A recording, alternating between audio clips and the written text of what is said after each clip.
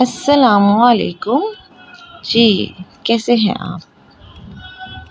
The light future channel میں آپ سب کو خوش آمدید کہتی ہوں۔ نئے آنے والے دوست سب سے پہلے چینل کو سبسکرائب کر لیں، بیل آئیکن کے بٹن کو دبا دیں اور اگر ویڈیو اچھی لگے اس کو لائک کر لیں۔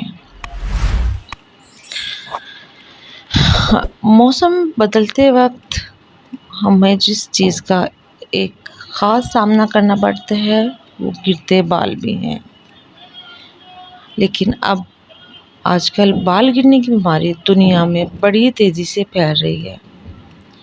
موجودہ تہذیب اور رہن سہن کے طور طریقے بالوں کے ساتھ بہت زیادتی کر رہے ہیں۔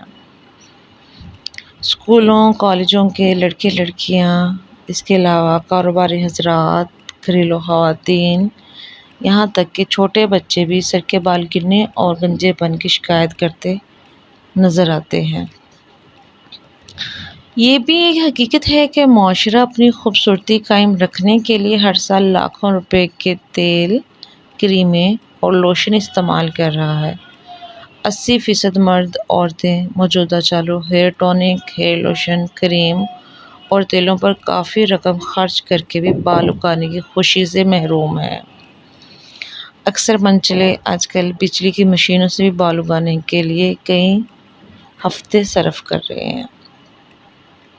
بالوں کی حفاظت کے لیے یہ حقیقت ذہن میں رکھیں کہ بال لحمیات یعنی پروٹین سے انسانی بدن میں پیدا ہوتے ہیں۔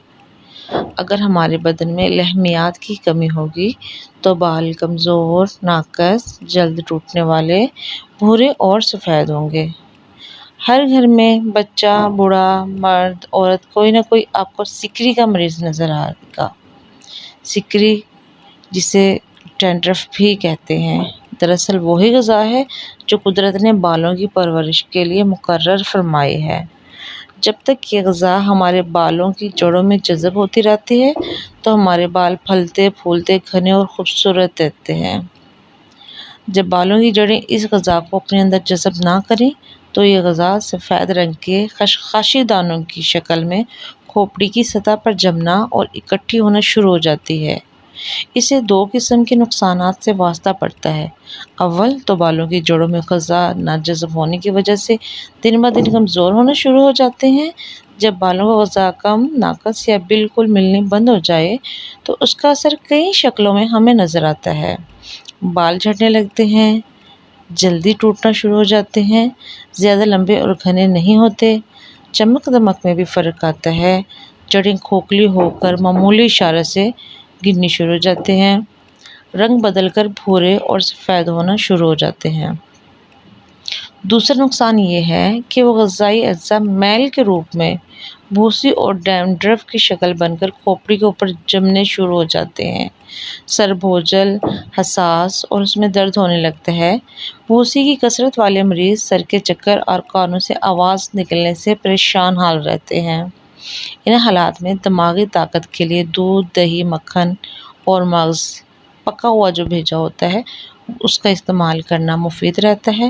سر کو دھونا چاہیے۔ مختلف قسم کی شیمپو استعمال کرنے سے گریز کریں۔ اپنے بالوں میں ایلو ویرا کا استعمال کریں۔ اگر آپ کوئی تیل استعمال کرنا چاہتے ہیں تو خالص سرسوں کا تیل لے کر اس میں ایلو ویرا دھو کر کاٹ کر اچھی طرح سے پکا لیں۔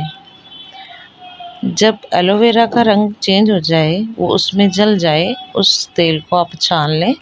چھان کر آپ اس تیل کو اپنے سر کی مالش کے لیے استعمال کریں۔ کوشش کریں کہ ہفتے میں 3 دفعہ تیل کا استعمال ضرور کریں تاکہ سر کی جو خشکی ہے، خشک پن دور ہو جائے۔